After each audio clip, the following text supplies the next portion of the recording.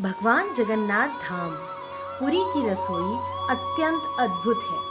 आज हम आपको विश्व की सबसे बड़ी रसोई के बारे में बताने वाले हैं। हजारों साल पुराने भगवान जगन्नाथ मंदिर के 1 एकड़ में फैली 32 कमरों वाली इस विशाल रसोई में 150 फीट लंबी, 100 फीट चौड़ी और 20 फीट ऊंची में भगवान को चढ़ाए जाने वाले महाप्रसाद को तैयार करने के लिए 752 चूल्हे इस्तेमाल में लाए जाते हैं और लगभग 500 रसोइये और उनके 300 सहयोगी काम करते हैं। ये सारा प्रसाद मिट्टी की जिन 700 हांडियों में पकाया जाता है उन्हें अटका कहते हैं। लगभग 200 सेवक सब्जियों, फलों, नारियल इत्यादि को काटते हैं, मसालों को पीसते हैं। मान्यता ये है कि इस रसोई में जो भी भोग बनाया जाता है उसका निर्माण माता लक्ष्मी की देखरेख में ही होता है। ये रसोई विश्व की सबसे बड़ी रसोई के रूप में विख्यात है। ये मंदिर की दक्षिण पूर्व दिशा में स्थित है। भोग पूरी तरह शाकाहारी होता है।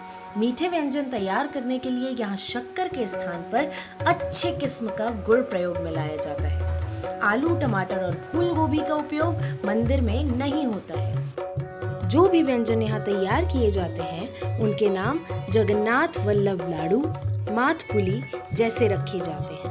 भोग में प्याज व लहसुन का प्रयोग निषिद्ध है। यहाँ रसोई के पास ही 2 कुएं हैं जिन्हें गंगा व यमुना कहा जाता है। केवल इनसे निकले पानी से ही भोग का निर्माण किया जाता है। इस रसोई में 56 प्रकार के भोगों का निर्माण किया जाता है। दाल, चावल, सब्जी, मीठी पूरी, खाजा, लड्डू, पेड़े, बूंदी, चिवड़ा, नारियल, घी, माखन, मिश्री आदि से महाप्रसाद बनता है।